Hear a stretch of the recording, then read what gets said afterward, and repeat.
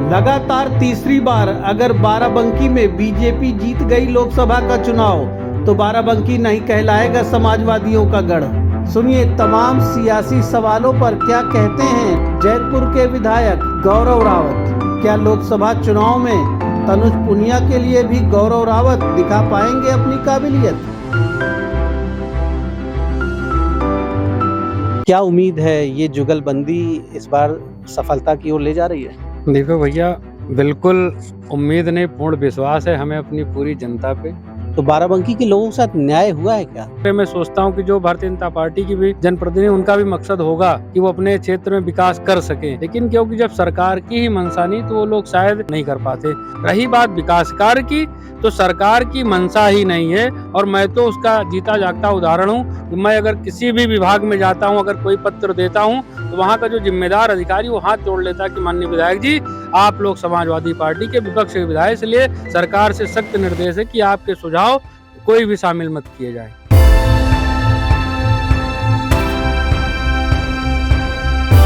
अच्छा, राजरानी रावत इस बार भाजपा से लड़ने जा रही हैं, तो राजरानी जी के जो सपा में रिश्ते हैं क्या वो बाधा नहीं बनेंगे? और रही राजरानी जी की बात, वो अंतिम वक्त में आई हैं, और कितना वो अपनी बातें रख पाएंगी, कितना लोगों के बीच में जा पाएंगी। अभी तक भारतीय जनता पार्टी में उठा पटक चल रहा, कौन लड़ेगा कौन नहीं लड़ेगा, तो उसका भी हमारे प्रत्याशी को लाभ मिलेगा।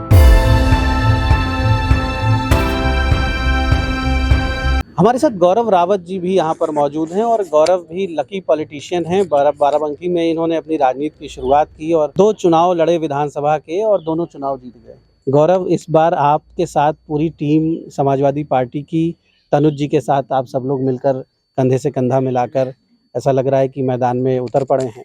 क्या उम्मीद है ये जुगलबंदी इस बार सफलता की ओर ले जा रही है? देखो भैया, बिल्कुल उम्मीद नहीं, पूर्ण विश्वास है हमें अपनी पूरी जनता पे, क्योंकि जिस विधानसभा से मैं प्रतिनिधित्व करता हूं, जैतपुर, जो मसौली विधानसभा हुआ करती थी, यहाँ का जो वर्कर है, वोटर है, यहाँ सब बहुत समझदार हैं, क्योंकि यहाँ पे बड़े बड़े नेताओं ने यहाँ पे आप सबके बीच में काम किया है। तो यहाँ कार्यकर्ता कम, नेता ज्यादा हैं हमारी विधानसभा में। तो सबने मन बना लिया कि अब की बार इंडिया गठबंधन के प्रत्याशी भाई तनुज जी को भारी बहुमत से जिता के लोग लोकसभा का जो संसद है वो बनाने का काम करेंगे। अच्छा, आप क्या देख पा रहे हैं बाराबंकी में बीजेपी ने क्या दिया है लोगों को, बीजेपी ने क्या काम किया है? क्योंकि सत्ता में भाजपा प्रदेश में भी लगभग 7 वर्ष हो रहे हैं, और केंद्र में तो 10 वर्ष पूरे हो रहे हैं, अब चुनाव आ ही गया है। तो बाराबंकी के लोगों के साथ न्याय हुआ है क्या? देखिए, भारतीय जनता पार्टी का मकसद हमेशा रहा है कि वो कभी उसने लोगों की बातें नहीं की, उनकी समस्याओं की बात नहीं उसने किया है। मैं तो सोचता हूँ, मैं एज ए जनप्रतिनिधि हूँ, मेरा मकसद रहता है कि मैं अपने क्षेत्र में कैसे विकास कर सकूं, अपने लोगों की मदद कैसे कर सकूं। उसी तरह मैं सोचता हूं कि जो भारतीय जनता पार्टी की भी जनप्रतिनिधि, उनका भी मकसद होगा कि वो अपने क्षेत्र में विकास कर सकें, लेकिन क्योंकि जब सरकार की ही मंशा नहीं तो वो लोग शायद, क्योंकि मैं कई लोगों के साथ बैठता हूं जो भारतीय जनता पार्टी से संबंध रखते हैं या उनके जनप्रतिनिधि, तो वो चाहते, लेकिन चाह के भी वो काम नहीं कर पाते। वैसे हमारी पार्टी हो चाहे कांग्रेस रही, अभी आप तनुज भाई से पूछ रहे थे कि कांग्रेस के जमाने में तमाम फैक्ट्रियां बनी, तो भारतीय जनता पार्टी तो कहती है 70 साल में कुछ हुआ ही नहीं। अगर हुआ ना होता तो फैक्ट्रियां बंद कैसे पड़ी हैं? और हमारी सरकार कहते सपा में कुछ हुआ नहीं।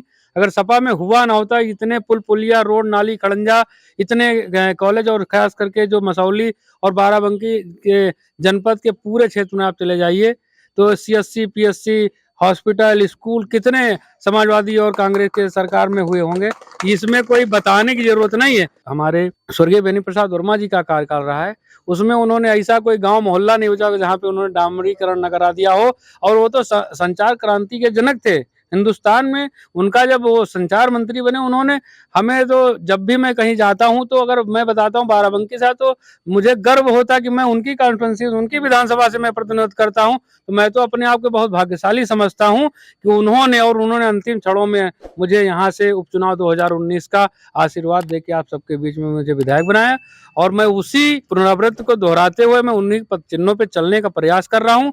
रही बात विकास कार्य की, तो सरकार की मंशा ही नहीं है, और मैं तो उसका जीता जागता उदाहरण हूं कि मैं अगर किसी भी विभाग में जाता हूं, अगर कोई पत्र देता हूं, तो वहां का जो जिम्मेदार अधिकारी वो हाथ जोड़ लेता है कि माननीय विधायक जी, आप लोग समाजवादी पार्टी के विपक्ष के विधायक, इसलिए सरकार से सख्त निर्देश है कि आपके सुझाव कोई भी शामिल मत किए जाए। ऐसी कोई शायद सरकार हिंदुस्तान के इतिहास में नहीं रही होगी जब से आजाद भारत में, कि अगर कोई जनप्रतिनिधि या विधायक है, अगर विपक्ष के भी होता था तो उसका काम किया जाता था। लेकिन ये मैं देख रहा हूँ, मैं तो पिछले 2019 से जब से मैं विधायक बना, मैं देख रहा हूँ हम लोगों के साथ में जो भी विपक्ष के विधायक है सबके साथ भेदभाव हो रहा है। अच्छा, राजरानी रावत इस बार भाजपा से लड़ने जा रही हैं और वर्तमान में जिला पंचायत की अध्यक्ष भी हैं, और आपकी पार्टी ने उन्हें 2014 में, मुझे याद है कि लोकसभा का चुनाव भी लड़ाया था, और आप लोगों ने उस समय, आप शायद कम सक्रिय रहे होंगे बाराबंकी में, लेकिन आपकी समाजवादी पार्टी पूरी उनके साथ गांव-गांव जा रही थी, वोट मांग रही थी लोकसभा के। तो राजरानी जी के जो सपा में रिश्ते हैं, क्या वो बाधा नहीं बनेंगे? देखिए, बाधा तो बिल्कुल नहीं बनेगी, क्योंकि हमारा और उनका दल अलग है। और जो आप बात करें, देखिए इस समय जो हमारा इंडिया गठबंधन है उसमें तमाम जो नेता हैं सबने अब क्या मन बना लिया, और तमाम हमारी जो जनता उन्होंने मन बना लिया, क्योंकि सांसद हो चाहे विधायक हो, जनता बनाती है। और अब क्या जनता चुनाव लड़ रही है और जनता ने ठाना, क्योंकि किसानों ने अपने आप को ठगा महसूस कर रहे हैं 2 चुनाव उनको लड़ा के, भारतीय जनता पार्टी को। और रही राजरानी जी की बात, वो अंतिम वक्त में आई हैं और कितना वो अपनी बातें रख पाएंगी, कितना लोगों के बीच में जा पाएंगी। हमारे जो प्रत्याशी इंडिया गठबंधन के, वो पिछले कई महीनों से अभी तक भारतीय जनता पार्टी में उठा-पटक चल रहा, कौन लड़ेगा कौन नहीं लड़ेगा। अब उनके अंदर भी अंतर्कलह है, तमाम चीज़ें हैं। आप भी जानते हैं, जनपद के हमारे तमाम मुद्दों पे आप काम कर रहे हैं, बहुत दिनों से आप इस अपनी जो उससे जुड़े हुए हैं। आप खुद समझ रहे हैं कि भारतीय जनता पार्टी में तमाम अंतर्कलह है, उसका भी हमारे प्रत्याशी को लाभ मिलेगा। तो आप देख सकते हैं कि अब सियासत में जो है, बातें, बातों के साथ दावे, और दावों के साथ-साथ इन बातों के ज़रिए अपना-अपना कॉन्फिडेंस लेवल भी अपने लोगों के बीच में बढ़ाने की बात होती है। और जो हमारे वर्कर्स होते हैं, राजनीतिक दलों के जो कार्यकर्ता हैं, जो संगठन के लोग हैं, जो गाँव-गाँव में बूथों के अध्यक्ष हैं, तो गाँव-गाँव संघर्ष का मैदान बना हुआ है, एक-एक बूथ संघर्ष का मैदान है। ये संघर्ष उत्तर प्रदेश ही नहीं, देश के हर गाँव से लेकर, हर पोलिंग बूथ से लेकर दिल्ली तक होना है।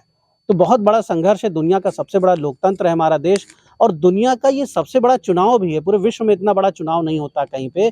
तो भारत के नागरिक के तौर पे ये हम सब का सौभाग्य है कि हम विश्व की सबसे बड़ी निर्वाचन प्रक्रिया को देख रहे हैं, अनुभव कर रहे हैं। और ये जो हमारे कैंडिडेट्स हैं, चाहे तनुज जी हों या बीजेपी से राजरानी हों या गौरव जी हों जो एक विधायक के रूप में तनुज जी के साथ हैं, इन सभी लोगों के लिए सियासत का मैदान वाकई में बहुत कुछ सिखाता है, बहुत कुछ समझाता है, बहुत कुछ देखने को मिलता है। और बड़ी बात ये होगी कि इस बार मजबूत किलेबंदी समाजवादी पार्टी और कांग्रेस की ओर से देखने को मिल रही है।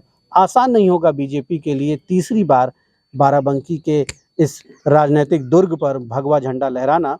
तो रोचक चुनाव है, और बने रहिए द इंडियन ओपिनियन के साथ, और आगे फिर हम आपको राजनीतिक गतिविधियों से रूबरू कराएंगे, दूसरी पॉलिटिकल स्टोरीज, दूसरे इंटरव्यू, और इन्हीं कैंडिडेट्स के साथ, इन्हीं लोगों के साथ आगे भी जो राजनीतिक चर्चाएं जो ज़रूरी होंगी आपके लिए, वो आप तक पहुंचाएंगे। धन्यवाद।